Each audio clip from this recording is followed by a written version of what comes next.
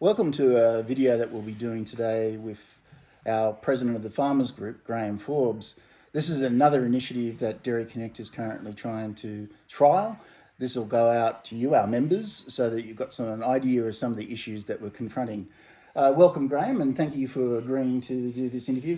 You are very photogenic, so I'm sure that they'll be very pleased to see your smiling face there. As I mentioned, you're the president of our farmers group, and you've been in that role now for a number of years. You've seen great changes that have occurred, and some of those changes we've been talking about with the upcoming Hunter by-election. One of those that we've been advocating for is a statutory independent dairy and fresh food commissioner. Could you just touch upon some of the discussions that we've had thus far and how you see that being different to what we have currently with the dairy advocate in New South Wales? Yeah, certainly what we're asking for is an independent conduit that can advocate on behalf of the industry independently of government, and it's important that we have this person that can lobby for us and bring the issues that the industry really needs to be taken to government, and have the time to be able to do that, and take those issues, from the farmer groups or from processors or whoever through that whole process in an unbiased way. You talk about issues and the importance of being able to be open and transparent. What are some of those issues that we need to be considering at the current time?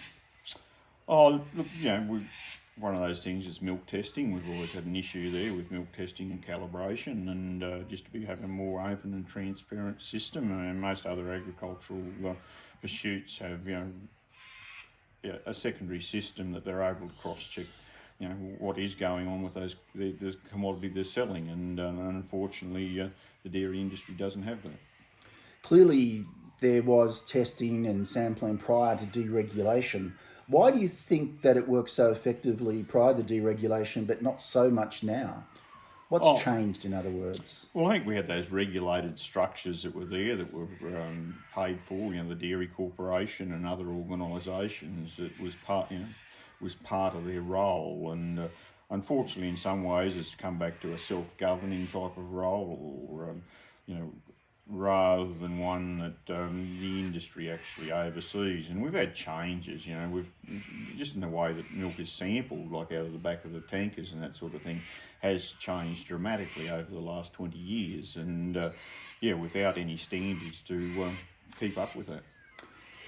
Indeed, following on from that, one of the other issues that Dairy Connect and the Farmers Group have been very keen to progress, and indeed we've been doing it now for quite a number of years, is that of truth in labelling. The idea of other products using what is the good name of milk, for instance, and the protections that we want to try to put in play, as they have in Europe and other countries throughout the world. Where are we at in relation to that, and what steps do you still think we need to do? And lastly, when you answer, why is it that it's taking us so long in Australia when we could have been leading the pack with this debate? Look, I think there's quite a number of issues there. The first one is that we need the consumer to know that these other products may not come up to the nutritional value and of that of milk. They try and imitate it, and there's a lot of additives, and some of them just don't get there, or different forms of protein and fat. It's well and good for people that have dietary concerns to have those products, but they're not milk at the end of the day. They're basically cereals and mixed up with water and a whole heap of ingredients. I think they call it crushed nuts, but could be wrong. Yes, or water-based products. So look, I think the other side is that it's disappointing that we haven't had the support from government, and whether that's to do with the state of advocacy within the dairy industry, I think it's got a fair bit to do with it. And it's been the processors that are processing some of these products have been able to probably have a stronger position in advocacy than the farmers have in this regard. And I think we need stronger leadership within the dairy industry to be able to pursue these issues. And thinking about advocacy and stronger leadership, I think it'd be remiss if I didn't touch upon what's been announced recently about the Australian Dairy Plan. This was something that's been in the making now for a number of years.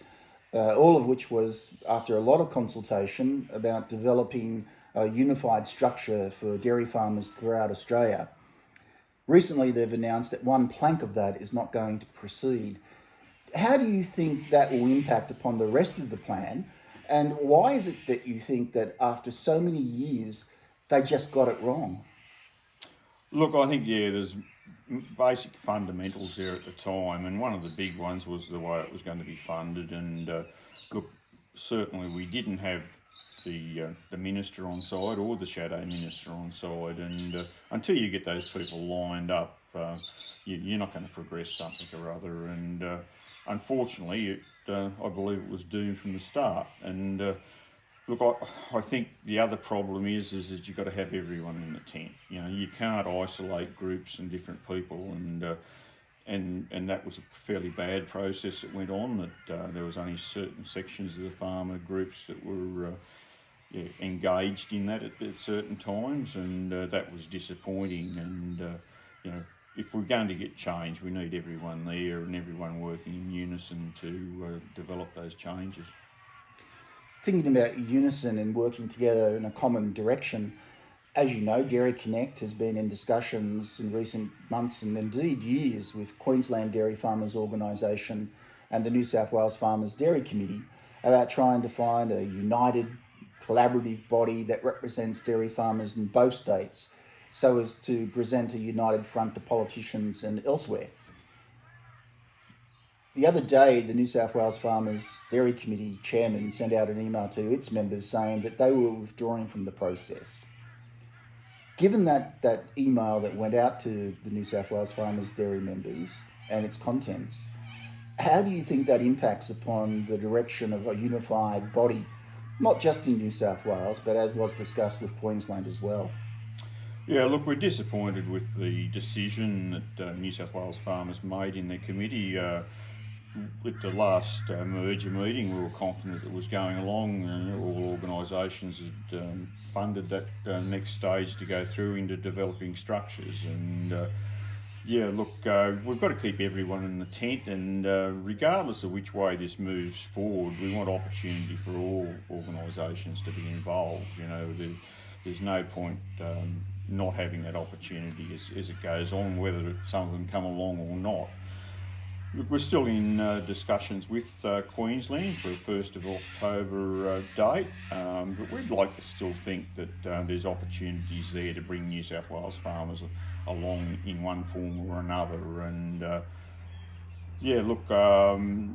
we don't need roadblocks and things put in the road. We need things to progress along. It was a very strong direction that was given at the dairy plan that they wanted to see advocacy come together and unite, as well as come together to provide a more effective body that can advocate and develop policy. And unfortunately, that hasn't been happening very well at all, in the development of policy. And I think, it's going to take time, but it needs to happen. The industry is still shrinking. The industry's changed a lot. The Queensland and New South Wales industries are very similar aligned, and just the numbers of farms, with New South Wales down to 500 farms now and Queensland around 300. We just don't have the resources from those number of farms to have organisations that were built on thousands of dairy farmers. So. Just as I start to conclude, Graham, you're a generational farmer on your property. You've got your son and family involved in the next generation. Where do you see your farm going over the coming months and years? You obviously still think that there is obviously a career for future young dairy farmers within the industry. How do you see that impacting upon you and what you do here in this beautiful farm of yours? Oh, look, I think we'll be still, having a focus on, growing our business, and which is important. If you have a business that's not growing, it's probably dying. So, look, that's a very important part. But look, it's the industry's got to move on a little bit further and look to the future in a lot wider angles. And if we don't change the way we're doing things, the industry, particularly in northern New South Wales and Queensland, won't exist. look, I think there's great opportunities there, there's great markets, and we've got to come together, particularly with the processors, and move things forward to be able to give people the confidence to invest in the industry. And that's what will make the difference in the industry. If we get investment into the industry will move forward and there'll be opportunities for the next generation. But if we don't invest, there won't be those opportunities. And certainly that's the great strength of Dairy Connect. It's a value chain organisation trying to find solutions for the industry as a whole, not individual components. And as you look back over your years and future years in terms of the industry and Dairy Connect, what is it that you hope that we'll still be able to be looking towards to try to look at finding solutions for that constructive part of what we do at Dairy Connect?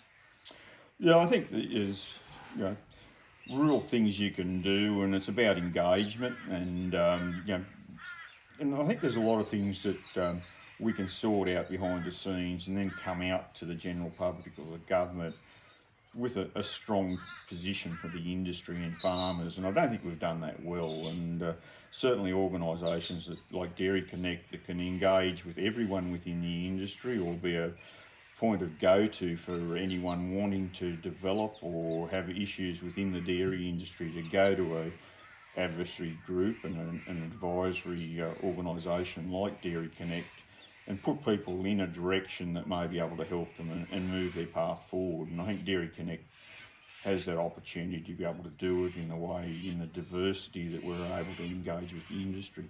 Look, thank you so very much, Graham. It's been great talking with you this morning and thinking about some of the issues that we're currently addressing. I hope that you've found this of great interest as well. It's intended that we'll continue to do this, and if you think it's been worthwhile, please let us know. You can contact Graham at any time by going to our website, and you'll see his mobile number there and also email address. I'm sure he's happy for me to say that. And if you want to contact him, both members and non-members, we represent the industry. We don't represent component parts. Please feel free to contact us at any time. Likewise, you can contact me at the Dairy Connect office or via my mobile number, and that's also available through the website. Thank you again for watching, and I hope that you found this of interest. Goodbye.